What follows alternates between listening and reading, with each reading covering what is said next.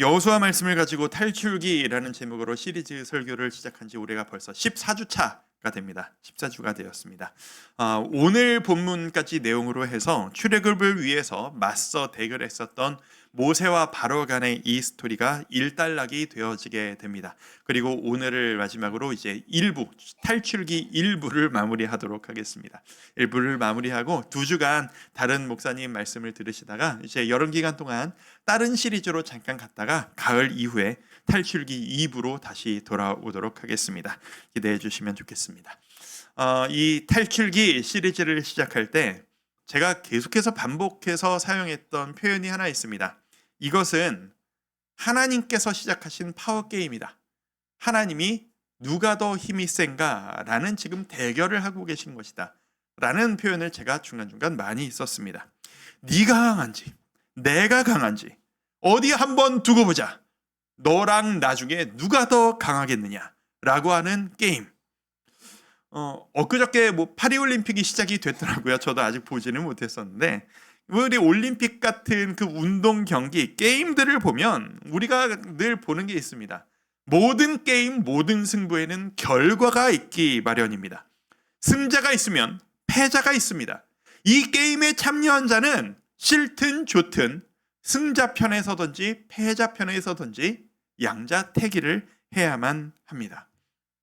여기에 제가 어릴 때만 해도 뭔가 게임에 참여하고 아이들하고 승부를 할 때 어릴 때는 깍두기라는 게 있었어요. 그렇죠? 깍두기. 나 이거 잘 못하니까 난 잡혀도 술래 안 되게 나는 좀 봐줘라고 하는 깍두기 제도가 있었잖아요.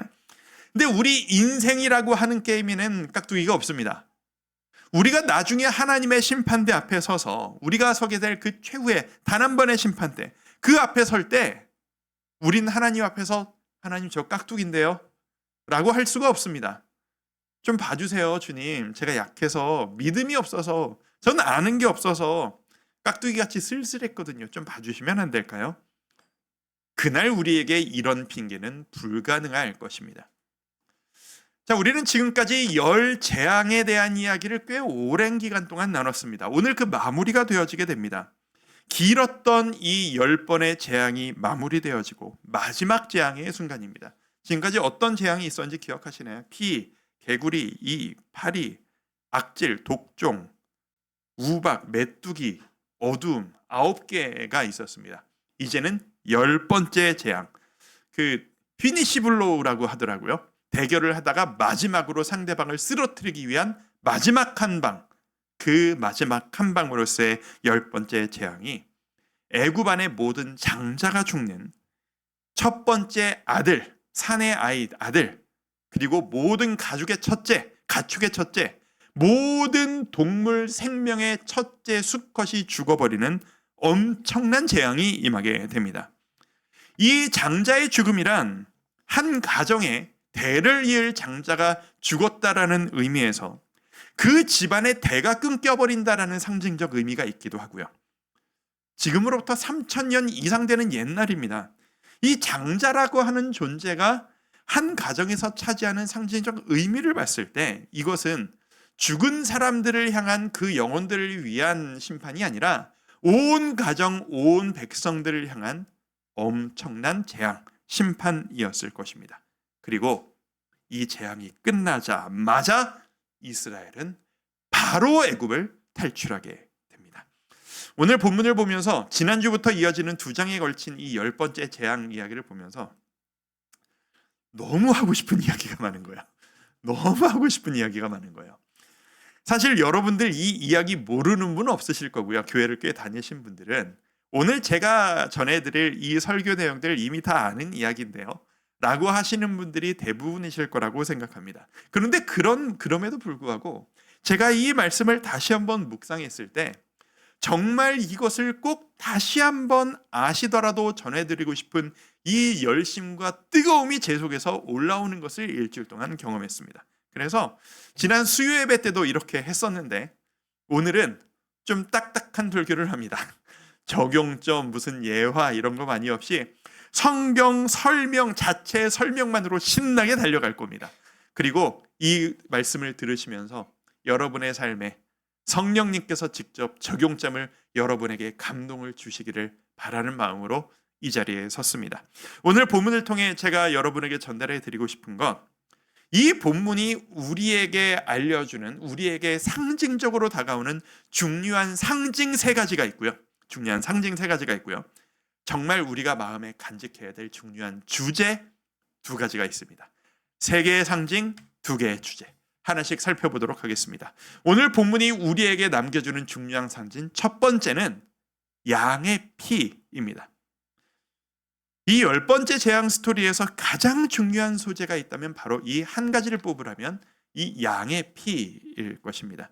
오늘 보면 12장 3절을 우리 같이 한번 읽어보도록 할까요? 자, 말씀 너희는 같이 한번 읽겠습니다. 시작. 너희는 이스라엘 온 회중에게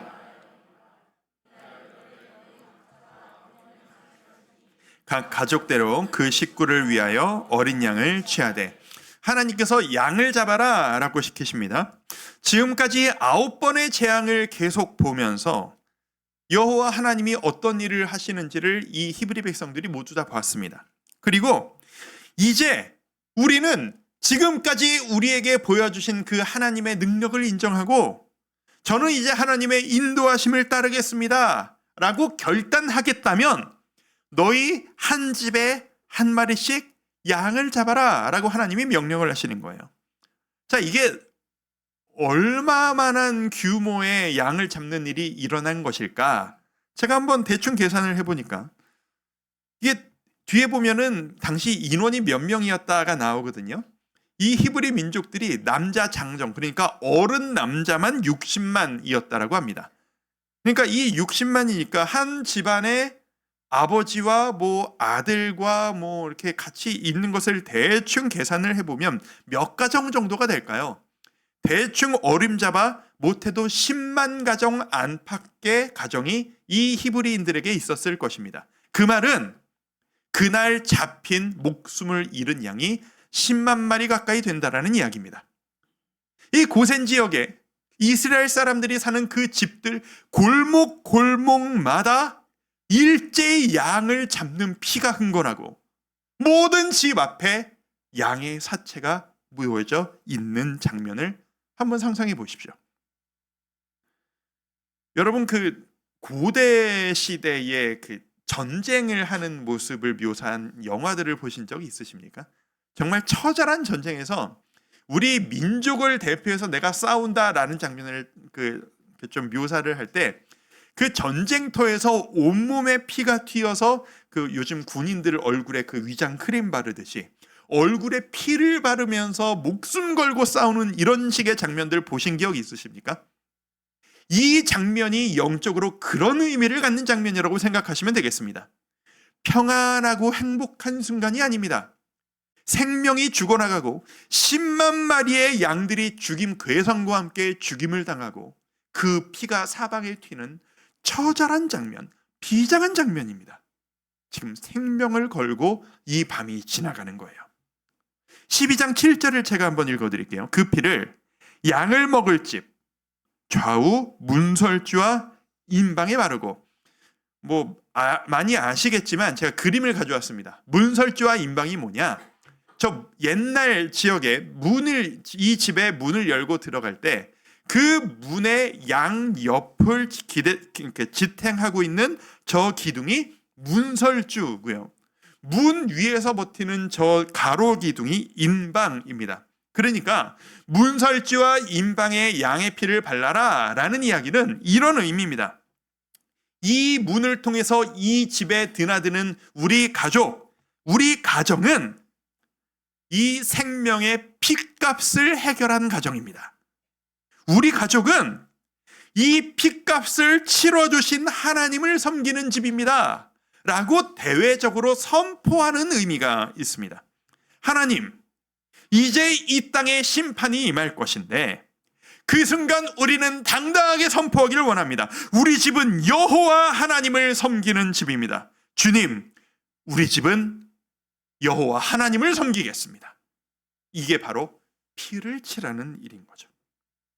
그리고 이 선포를 한 집, 피가 발라진 집 문마다 그날 밤 모든 장자가 죽어 없어질 때 그 죽음이 이 피가 발라져 있는 진문은 그냥 지나가게 됩니다. 이 말씀이 여러분에게 어떻게 다가오십니까? 이 이야기는 우리의 이야기입니다. 우리의 가정에 우리를 위해 피 흘려 돌아가신 예수 그리스도의 십자가의 피가 영적으로 발라져 있을 때 최후의 심판은 우리 가정을 넘어가게 될 것입니다. 여러분 이 사실을 믿으십니까? 그래서 우리에게 지금도 이 선포를 하는 게 너무나도 중요합니다. 이 제 마음을 그대로 딱 표현한 여호수아의 고백이 있어요. 여호수아 24장 15절을 우리 같이 한번 읽어보실까요? 시작. 오직 나와 내 집은 여호와를 섬기겠노라. 우리 주와 함께 교회 모든 가정들마다 이 선포가 있기를 원합니다. 하나님 앞에서뿐 아니라 세상 앞에 이 선포가 있었으면 좋겠습니다. 왜 저를 따라 한번 고백하시겠습니까? 나와 내 집은 여호와를 섬기겠습니다. 우리 가정은 여호와를 섬기겠습니다. 여러분의 가정에 이 선포가 있기를 바랍니다. 그리고 이 선포를 따라 하나님이 기뻐하시고 여러분에게 생명의 구원이 있기를 진심으로 축복합니다. 이게 바로 양의 피라고 하는 상징입니다. 두 번째 상징은 뭐냐? 무교병입니다. 무교병. 무교병이란 교가 없는, 그러니까 누룩, 요즘으로 치면 빵을 이렇게 폭신폭신하게 부풀게 마르는 이스트를 넣지 않은 마르고 딱딱한 빵을 무교병이라고 합니다. 하나님께서 양을 잡아라 라고 하신 이후에 주신 명령은 이랬습니다. 문설주와 임방에 피를 바르고 그 너희의 가족은 그 집문으로 들어가서 그 가정이 둘러앉아서 너희가 밥을 먹는데, 밤새 밥을 먹는데, 우리로 치면 밥이고 그들에게는 빵이 되겠죠. 그 빵을 만들 때 누룩을 넣어서 발효시키는 과정을 생략하고 그냥 빨리 빵 만들라는 겁니다. 그냥 빨리 만들어서 빨리 먹으라는 거예요. 그게 누룩을 뺀다라는 의미입니다. 그리고 지금 양을 잡은 상태잖아요. 그 양을 너희가 잡아서 먹는데 그 고기를, 양고기를 어떻게 먹느냐?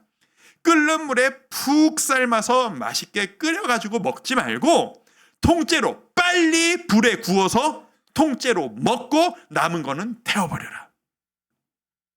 빨리 만들어서 빨리 먹는데 하나가 더 있어요. 어떤 차림으로? 11절 말씀을 우리 같이 한번 읽어보실까요? 11절 말씀 읽습니다. 시작. 너희는 그것을 이렇게 먹을지니 허리에 띠를 띠고 발에 신을 신고 손에 지팡이를 잡고 급히 먹으라. 옷 다 차려입고 출발할 준비를 다 하고 급하게 먹으라. 그러니까 한마디로 여유 부리며 즐기면서 먹지 말고 나갈 준비 5분 대기하고 기다리면서 먹으라는 겁니다. 왜일까요? 이 밤이 지나면 우린 바로 출발할 거니까요. 네가 그걸 믿는다면 급하게 먹어라. 출발할 거기 때문에 맛있게 만들고 맛있게 누리고 음식 솜씨를 발휘하고 이럴 여유가 없는 거예요. 왜 그런 여유가 사치일까요? 이제 이 430년의 고통이에요. 430년 동안 노예로 고통당하던 그 고통과 속박을 벗어나서 꿈에도 그리던 자유를 향해 출발하기 직전 밤이에요. 이게 얼마나 가슴 벅차오르고 기다렸던 가슴 뛰는 순간입니까? 그런데 그 순간에 무슨 맛을 찾고 무슨 절차를 따지고 무슨 누림이 있다라는 얘기입니까? 그런 걸 따진다라는 건 내가 너에게 준 이 탈출의 자유가 얼마나 엄청난 일인지를 넌 지금 실감이 안 나니? 이 이야기인 거예요. 아니 하나님 마음이 이랬다가 저랬다가 할 수도 있죠. 뭘 그렇게까지 하십니까? 라고 하신다면 이게 하나님 입장에선 장난이 아니시라는 증거가 있습니다. 이 날을 이제 3번에서 볼 텐데 이 날을 네가 기념해서 절기를 만들어서 지켜라 라고 하시는데 이걸 얼마나 중요하게 여기셨는지 이렇게까지 말씀하세요. 절기 때마다 무교병을 너희가 반복적으로 먹게 될 것인데 15절 말씀 15절 같이 한번 읽습니다. 시작. 너희는 이레 동안 무교병을 먹을지니 그 첫날에 누룩을 너희 집에서 제하라. 무릇 첫날부터 일곱째 날까지 유교병을 먹는 자는 이스라엘에서 끊어지리라. 뭐라고 말씀하세요? 니네 그 유월절을 지킬 때마다 무교병 안 먹으면 너희 가문의 대가 끊어질 줄 알아라. 이게 장난으로 하는 얘기 같으세요? 하나님 지금 심각하신 거예요. 하나님은 지금 진심이신 거예요. 지금 이 밤에 이 생명이 죽어나가고 하나님이 탈출과 자유를 엄청난 은혜를 너희에게 주실 이 밤에 니네는 지금 맛있게 먹고 즐기는 게 대수니? 넌 지금 제일 중요한 게 뭔지를 모르겠니? 저 문 밖에 골목골목마다 믿지 않는 가정들에게서 터져나오는 곡소리와 고통의 눈물 소리를 들어봐라. 근데 내가 너에게는 자유를 줄 거야. 내가 지금 엄청난 일을 행하고 있는 거야. 한마디로 요약하면 이겁니다. 너도 나와 같은 마음으로 반응 좀 해라, 이 녀석아. 몸만 따라오지 말고 마음으로 나를 좀 따라오너라, 이 녀석아. 말씀하시는 거예요. 두 번째 상징, 무교병이었습니다. 자, 오늘 본문이 우리에게 주는 강력한 세 번째 상징, 유월절입니다. 유월절. 하나님이 이 엄청난 절기, 이 엄청난 경험을 한 번으로 끝내지 않기를 원하시는 거예요. 이 이스라엘 민족이 대대로 후손까지 이 경험을 기억하기를 원하시는 거예요. 그리고 이 기억이 모든 것의 시작점이 되기를 원하셨습니다. 2절 말씀에 보면 이렇게까지 표현을 하시네요. 이 달을 너희에게 달의 시작, 곧 해의 첫 달이 되게 하고. 무슨 말인지 아시겠어요? 하나님의 진심이 드러나는 장면이에요. 하나님이 원력의 기준을 바꿔버리시는 거예요. 양력, 음력이 다른 것처럼 기존의 월을 세는 그 기준을 밀어버리시고 출애굽, 이 유월절 이날 이 달을 한 해의 시작으로 삼는 새로운 월체기를 만들어버리신 거예요. 하나님은 지금 진심이신 겁니다. 내 자녀들아, 너희의 삶, 너희의 생활, 모든 것의 시작은 이 순간부터다. 내가 너희를 구원한 그 순간을 너희가 기억하거라. 내가 너희를 이 속박에서 자유롭게 한 것을 기억해라. 모든 건 거기서부터 시작이다. 그리고 그때가 유월절이라는 절기가 됩니다. 이 유대인들에게 1년 중에 가장 큰 절기입니다. 유월, 넘어간다라는 뜻이에요. 월담이라고 하죠. 담 넘어간다. 월담 옛날에 많이 해보셨습니까? 요즘 학교에는 담들이 많이 없던데. 유월, 넘어간다. 영어로는 패스오버. 넘어간다. 뭐가 넘어가요? 죽음의 심판이 우리 집은 여호와를 섬깁니다 라고 피가 발라져 있는 그 문을 넘어간다라고 해서 유월절입니다. 그날을 절기로 만들어서 정기적으로 기념하고 또 네 후손들에게 가르쳐라. 26절 27절을 제가 한번 읽어드릴게요. 이후에 너희의 자녀가 묻기를, 자식들이 평안했다가 나중에 올 거예요. 그 자식들이 노예의 경험도 없고 힘들어 본 경험도 없고 어떤 탈출을 우리 부모들이 우리 윗세대가 했는지를 모르는 그 세대가 이 예식이 무슨 뜻이에요? 무교병 먹고 옷 이렇게 입고 이런 거 맛없는 거 먹고 왜 이렇게 하는 거예요? 라고 묻거든. 27절 너희는 이르기를 이는 여호와의 유월절 제사라. 여호와께서 애굽 사람에게 재앙을 내리실 때에 애굽에 있는 이스라엘 자손의 집을 넘으사 우리의 집을 구원하셨느니라 라고 가르쳐라. 이게 유월절 규례였던 거예요. 제가 상상을 해봤어요. 이날은 이 탈출 전날 밤은 온 유대인들의 가족에 감격과 감동이 가득했을 것 같아요. 그런데 몇 세대가 지나고 가나안 땅에서 유월절을 지킬 때마다 이 백성들이 후손들이 다 감동을 경험했을까요? 저 아니었을 것 같거든요. 밋밋했을 거예요. 왜 굳이 이렇게 맛없는 거 이렇게 먹어야 돼요? 그냥 은혜 감동으로 누리고 기억하면 되는 거 아니에요? 아니라는 거예요. 하나님은 굳이 일부러라도 네 마음이 없어도 그 행동을 하고 그걸 먹으며 네가 기억했으면 좋겠구나. 강요하시는 거예요. 제가 일부 설교를 하면서 이 경험을 똑같이 했는데 여러분 이 이야기 대부분 많이들 알고 계시잖아요. 그렇죠? 저는 이 말씀을 준비하면서 가슴이 뜨거워가지고 벅차올라서 막 하는데 일부 예배 때 별 반응이 없으시더라고요. 감동이 별로 없으신 것 같아. 왜? 다 아는 이야기거든. 이게 우리의 현실이에요. 어쩌겠어요. 나는 이미 알고 있는 이야기인데 더 이상 나에게 감동이 없는 이야기인데 그런데 하나님은 요구하시는 겁니다. 이게 너에게 벅차오르는 이야기가 되던 아니던 나는 네가 이걸 기억했으면 좋겠구나. 반복해서 기억했으면 좋겠구나. 그때 입었던 옷을 입고 그때 모였던 그 모양으로 그때 먹었던 그 음식을 먹으며 기억해라. 내가 너희를 구원했다라는 사실을. 그래서 지금도 제가 여러분 앞에서 목 놓아서 이야기하는 겁니다. 이 이야기를 전해드려야 되겠구나. 여러분에게는 여러분만의 유월절이 있으십니까? 제가 몇 번 오픈했죠. 저에게는 저만의 유월절이 있습니다. 2011년 1월 13일 잊을 수 없는 날짜입니다. 장소는 몇 번 얘기했던 분당 효자촌 맥도날드 2층 그 자리에서 오늘 나의 삶은 여기에서 이제 끝이로구나.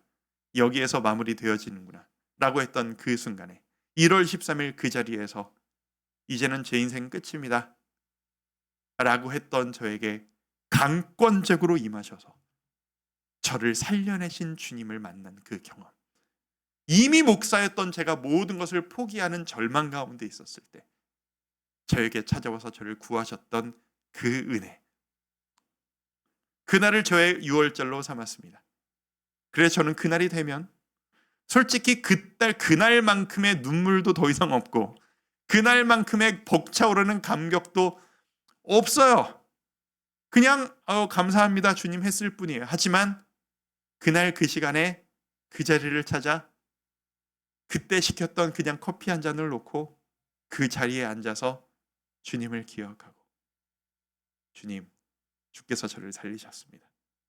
그리고 부르짖으며 들어가서 울부짖으며 선포하며 기도했던 그 화장실 유리 앞에 서가지고 거울 앞에 서가지고 주님의 은혜가 지금 나에게 있음을 믿습니다. 선포하며 기억하는 것. 제가 매년 반복해야 할 저만의 유월절입니다. 이제 저는 압니다. 제가 이것을 기념하고 주님을 기억하기를 원하신다는 사실을요. 여러분은 어떠십니까? 여러분은 하나님과의 추억이 있으십니까? 여러분과 하나님만의 잊을 수 없는 놀라운 만남의 기쁨이 그 날이 기억이 있으십니까? 없으시다면 언젠가 경험하시기를 축복합니다. 그 기억이 우리를 살릴 것이라 믿습니다. 그 은혜 하나님은 기억하고 기념하기를 원하십니다. 세 가지 상징 말씀드렸습니다. 양의 피가 있었고요. 두 번째가 뭐였죠? 무교병이 있었고요.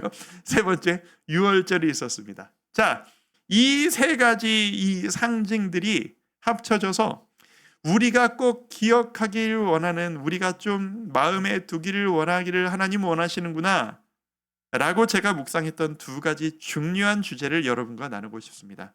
첫 번째, 여러분과 꼭 나누고 싶은 최후의 심판이라고 하는 주제입니다.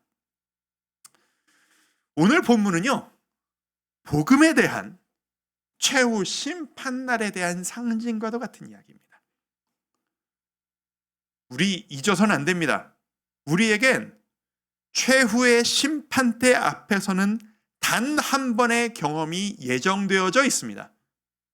지금 이렇게 살아가는 동안 주님께서 우리를 더 이상 심판하지도 않으시고 사랑과 은혜로 우리를 기다려 주시지만 예수님 언젠가 다시 오시는 그날, 우리는 천국문 앞에서 최후의 심판대 앞에서 최후의 그 결판을 우리는 받게 될 것입니다. 오늘 이 본문을 제 말씀을 들으시면서 이렇게 따라오시면서 머릿속에 이 장면이 이 애굽에서 이뤄졌던 일들이 좀 그려지십니까? 지금 문 밖에는 통곡 소리, 죽음의 소리가 가득해요. 울부짖음이 가득해요. 망했다, 우리 집은 망했다. 어떡하면 좋나. 그런데 피를 바른 우리 집. 우리 집은 여호와를 섬깁니다 라는 선포가 있는 그 집 안에는 평안이 있습니다. 우리는 죽지 않는다는 확신이 있습니다. 그리고 그 문 밖에 곡소리를 들으며 우리는 지금부터 시작이다. 우리는 지금부터 자유의 발걸음을 내딛는다. 끝나기만 해라. 그게 6월절입니다. 심판의 날이란 믿지 않는 자들에게는 통곡과 절망의 날이지만 믿는 자들에게는 자유와 승리와 환희의 날입니다. 여러분은 어느 편에 서기를 원하십니까? 출애굽기 12장 40절에서 42절을 쉬운 성경으로 제가 한번 읽어드리겠습니다. 쉬운 성경이 표현이 마음에 확 와닿더라고요. 이스라엘 백성은 이집트에서 430년 동안 살았습니다. 430년이 끝나던 바로 그날에 여호와께 속한 모든 무리가 이집트 땅에서 나왔습니다. 그날 밤에 여호와께서는 그 백성을 인도에 내시느라고 밤을 새워 지키셨습니다. 이 은혜가 지금도 여러분에게 있으심을 믿으시기를 축복합니다. 하나님은 그날 밤에 곡소리가 나는 그 순간 하나님의 자녀들을 지켜주셨습니다. 지금도 지키실 것입니다. 누구를요? 이 3천여 년 전 이 애굽에서는 문 앞에 양의 피를 바른 가정에게였지만 지금은요, 우리를 위해 우리가 받을 심판을 대신해서 십자가에서 어린 양 대신 되어주셔서 피를 흘려주신 예수 그리스도를 나의 구주로 영접한 모든 자들을 주님께서 지켜주실 것입니다. 그 심판의 그날까지요. 여러분은 그것을 믿으십니까? 여러분은 그 심판의 날이 올까봐 두려우십니까? 아니면은 빨리 오시옵소서, 아멘 마라나타, 주 예수여 어서 오시옵소서, 그날을 기다리고 계십니까? 여러분은 저 죽음의 통곡 소리가 세상에서 들리는 그 모습을 보면서 설마 우리 집에도 저런 일이 생기겠어? 지금까지 그런 일 없었잖아. 그렇게 마음 편히 오늘은 좀 맛있게 먹고 즐길까? 누룩 넣어서 시간 들여서 빵을 굽고 양고기를 맛있게 삶으면서 자식들과 나눠 먹으면서 맛있지? 너 나중에도 네 자식들한테 이렇게 가르쳐 줘야 한다. 이렇게 먹어야 맛있는 거야. 이 정도는 누려야 삶이 의미가 있는 거야. 너는 엄마 아빠보다 더 큰 집에서 더 풍성한 유교병과 양고기 먹으면서 살아야 돼. 이렇게 가르치시겠습니까? 아니면 지금 이게 중요한 게 아니야. 이건 사라질 거야. 우린 여길 떠날 거야. 이걸 먹고 사는 게 아니라 하나님을 바라보는 게 중요해. 우리 가정은 주님을 믿는 집안이야. 예수님이 다시 오시는 그날 이것과는 비교할 수 없는 영원한 하늘나라가 우리에게 시작될 거야. 괜찮아. 뭘 먹든 그게 무슨 상관이니? 우리 주님만 바라보며 살아가자. 이렇게 가르치는 가정이 되기를 원하십니까? 주한교회 성도 여러분, 우리의 가정이 진심으로 주님만 따르는 가정 되었으면 좋겠습니다. 오늘 제가 할 마지막 이야기, 중요한 주제 두 번째. 사실 제가 이 탈출기 이야기를 시작하면서 지금까지 14주 동안 이 이야기를 하려고 지금까지 이야기를 했던 것 같습니다. 파워게임입니다. 하나님의 파워게임입니다.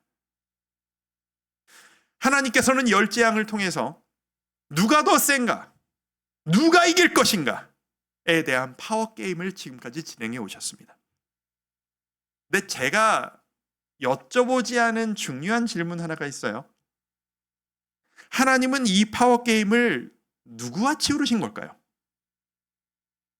하나님의 이 파워게임은 대상이 누구였을까요? 가볍게 생각해서 애굽의 신들을 대상으로 파워게임을 하신 걸까요? 내가 진짜 신인지, 니들 애굽의 신, 태양신, 나일강의 신, 무슨 뭐 파리를 관장하는 신, 너희 신이 누가 더 센지 우리 한번 대결 한번 해보자. 내가 너보다 더 세다라는 것을 내가 보여주지. 내가 하나님이다. 이게 파워게임의 본질이었을까요? 여러분 제대로 아셔야 합니다. 기억하셔야 됩니다. 하나님 외에 다른 신은 존재하지 않습니다. 오직 여호와 하나님 한 분만이 이 세상의 유일한 유일신이십니다. 이 나일강의 신, 태양신, 세상의 수많은 종교들 다 그건 뭐예요? 사람들이 자기가 의지하고 싶어서 만들어낸, 자기의 생각을 합리화하고 체계화해서 만들어낸 자기들이 의지하고 싶은 대상 가짜 신들일 뿐이에요. 여러분 신은 오직 한 분 하나님이심을 여러분 믿으십니까? 습관적으로라도 잘못 표현하면 안 됩니다. 다른 신 아닙니다. 신은 하나님뿐이세요. 그럼 하나님은 누구와 대결을 하신 거냐? 파워게임을. 다른 신이 아니면 사탄과 대결해서 싸우신 걸까요? 이것 역시 마찬가지입니다. 여러분 오해하지 마세요. 사탄은 하나님과 힘싸움을 맞붙어 싸워서 힘겨루기 할 정도로 대단한 존재가 아니에요. 귀신, 사탄에 지나치게 집중하고 주목하는 것이 우리에게 오해를 불러일으킵니다. 사단의 존재를 너무 격상시키지 마십시오. 주님이 임재하는 곳에 찍소리도 못하고 물러갈 수밖에 없는 그 연약한 존재가 사탄 마귀입니다. 그럼 대체 하나님은 지금 누구를 대상으로 파워게임 이 힘싸움을 하신 건데요? 지금까지 누구와 기싸움을 하신 건데요? 누굴까요? 우리입니다. 여러분입니다. 궁극적으로 이 하나님의 파워게임은 우리를 뜯어 고치시기 위한 하나님의 게임이었습니다. 하나님과 나 하나님 없이도 살 수 있습니다. 세상 사람들 다 하나님 없이도 잘 살던데요. 내가 원하는 거 누리며 행복하게 살던데요. 라고 외치고 있는 우리 사이에서의 죄악된 본성과 그런 우리를 안타까움으로 기다리며 구원하길 원하시는 아버지와 자녀 사이의 기싸움 파워게임입니다. 왜 10번이나 재앙을 주셨을까요? 한두 번 쳐다보면 바뀌지 않는 지독한 우리의 고집을 아시기 때문입니다. 아버지가 자녀를 변화시키고 싶으신데 웬만해서 고집을 바꾸지 않는 고집불통이라는 것을 너무 잘 아시기 때문에 10번이나 보여주시며 체험하게 하신 겁니다. 아들아, 딸아, 나 너 포기 못한다. 내가 네 그 고집불통, 네 의지를 내가 꺾어서라도, 내가 너를 굴복시켜서라도 내가 너를 내 영원한 영광에 데리고 들어가고 말 거야. 난 널 포기 못한다. 너는 내 것이란다. 제발 고집 좀 꺾어라. 이게 하나님의 파워게임의 본질입니다. 그래서 이 말씀은 오늘날 우리에게 그대로 다가옵니다. 성도 여러분, 주님 앞에서 솔직해질 수 있기를 바랍니다. 하나님 앞에서 고집 부리고 있으신 문제가 있으십니까? 아닌 거 알겠는데 주님, 이게 제 마지막 자존심이에요. 하나님이 이것만큼은 좀 맞춰주시면 좋겠어요. 포기하지 못하는 여러분의 자존심이 있으십니까? 하나님이 지금 여러분과 파워게임을 통해 여러분의 그 고집을 꺾기를 원하시는 겁니다. 네가 그 고집 꺾어야 내가 너를 구원할 수 있어. 네가 의지하는 그것마저 완전히 내려놓아야 내가 너를 책임질 수 있어. 언제 꺾이시겠습니까? 언제 무릎 꿇으시겠습니까? 언제 마지막 하나까지 완전히 내려놓으시겠습니까? 여러분의 싸움 여러분의 힘으로 이길 수 있는 게 아닙니다. 우리에겐 예수 그리스도의 보혈의 능력이 필요합니다. 아름다운 꺾임, 아름다운 패배, 하나님께 패배해야 진짜로 승리하고 아름다워질 수 있다는 이 사랑의 역설 기억합시다. 내가 주님께 꺾이는 그 순간이 내가 가장 강해지고 가장 아름다워지며 가장 행복할 수 있는 시작점이 될 수 있다는 걸요. 그 시작점이 여러분만의 6월절이 될 것입니다. 우리 모든 주암기교회 가정들이 이 고백을 할 수 있었으면 좋겠습니다. 주님, 우리 가정 주님께 항복입니다. 우리 가정 주님께 고백합니다. 우리 집은 여호와만을 섬기겠습니다. 우리 가정 주님만을 따라 살 것을 주님 앞에 고백합니다. 주님 앞에 무릎을 꿇습니다. 아름답게 꺾이십시오. 주님이 여러분을 살리실 것이라 믿습니다.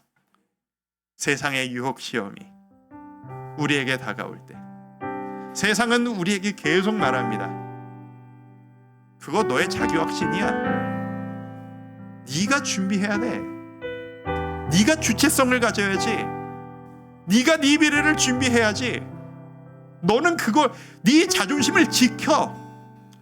하지만 우리의 길은 다릅니다. 주를 찬양, 손을 들고 찬양. 내 자존심이 무슨 의미겠습니까? 내 고집이 무슨 의미겠습니까? 모든 것을 내려놓을 때 전쟁은 하나님께 속한 것이니 주님께서 여러분의 가정을 놀라운 은혜로 이끄시기를 축복합니다. 우리 그 마음으로 이 찬양하며 함께 나아갑니다. 세상의 유혹 시험이 내게 몰려올 때 나의 힘으론 그것들 모두 이길 수 없네. 거대한 폭풍 가운데 위축된 나의 영혼 어찌할 바를 몰라 헤매하고 있을 때 우리 주님을 찬양합니다. 주를 찬양, 주를 찬양, 손을 들고 찬양. 전쟁은 나에게 속한 것 아니니. 주를 찬양, 주를 찬양, 손을 들고 찬양. 전쟁은 하나님께 속한 것이니. 거짓과 속임수로 가득 찬 세상에서 거짓과 속임수로 가득 찬 세상 어디로 갈지 몰라 머뭇거리고 있네. 어디로 갈지 몰라 머뭇거리고 있네. 권세 잡은 자 지금도 우리들을 실패와 절망으로 넘어뜨리려 하네. 우리 넘어가지 맙시다. 주위를 둘러보면 아무도 없는 듯 주위를 둘러보면 아무도 믿음의 눈을 들면 보이는 분 계시네. 여러분 혼자가 아니십니다. 지금도 내 안에서 성령님이 여러분을 이끄십니다. 역사하고 계시는 사망과 어둠의 권세 물리치신 예수님 이미 물리치셨습니다. 그대를 의지합니다. 주를 찬양, 손을 들고 찬양. 전쟁은 나에게 속한 것 아니니. 주를 찬양, 주를 찬양,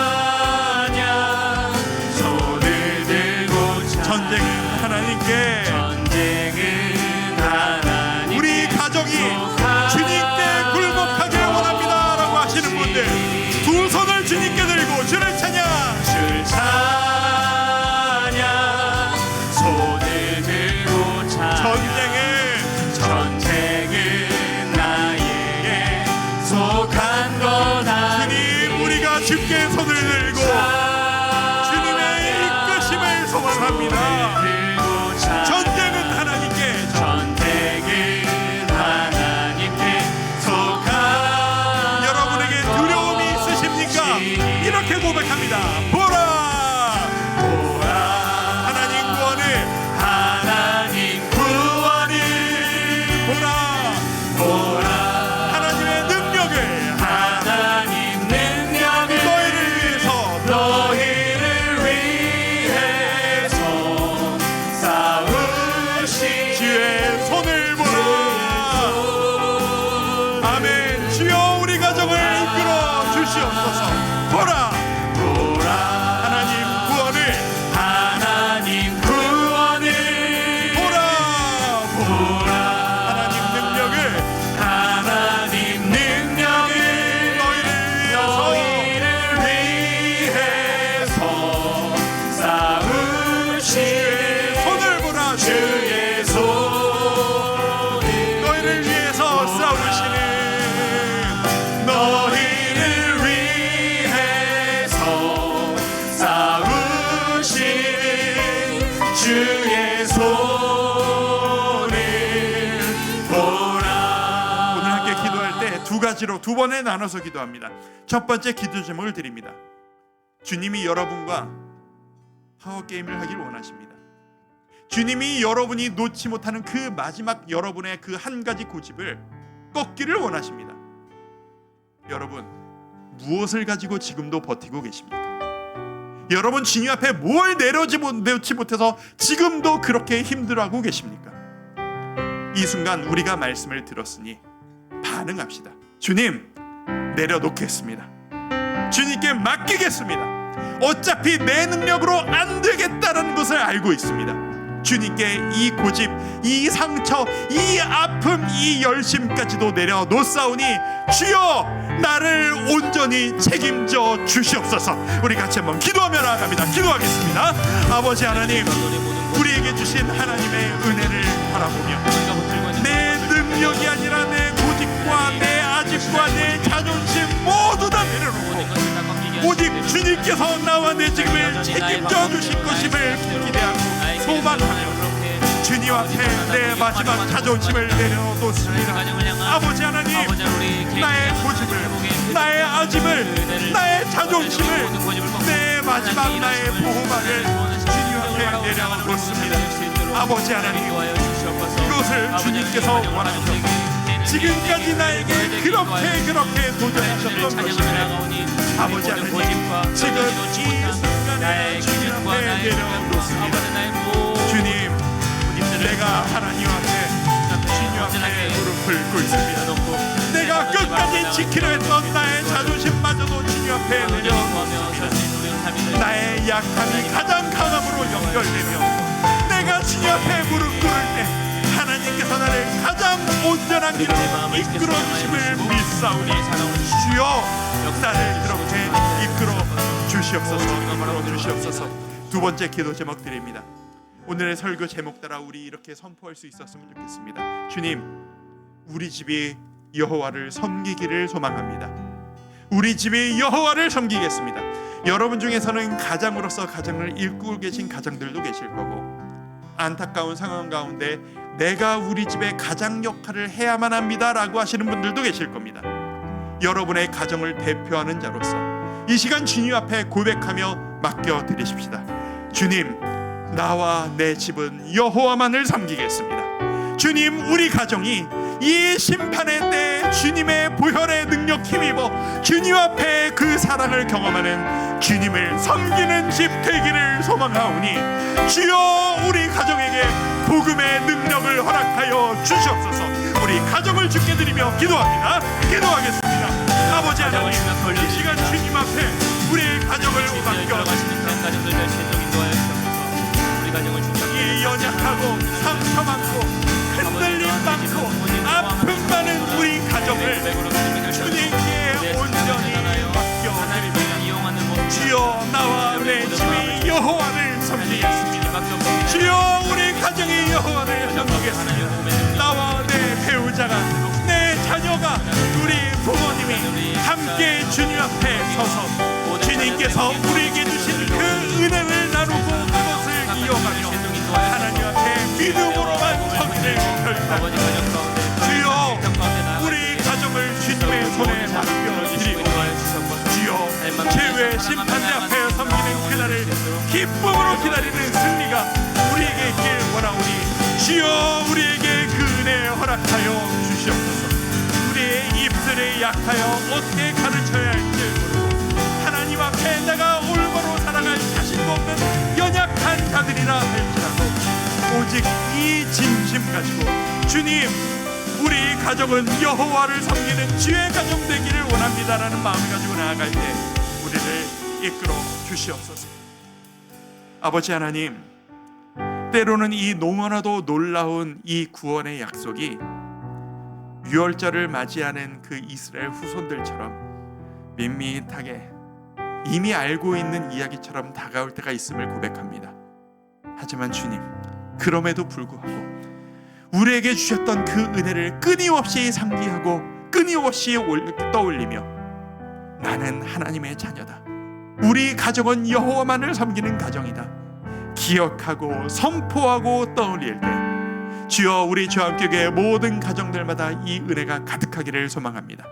주님, 우리의 마지막 자존심, 우리가 갖기를 원했던 그 마지막 그 자존심까지도 주님 앞에 내려놓습니다. 내가 가장 약해지는 그때에 주님께서 나를 가장 강하게 세우실 것임을 주여 믿습니다. 내가 주님 앞에 내려놓사오니 나를, 나의 인생을, 우리 가정을 주의 뜻대로 이끌어 주시고 보호하시고 책임져 주시옵소서. 출애굽의 영광을 우리가 함께 누리게 하여 주시옵소서. 예수님의 이름으로 기도드립니다. 아멘.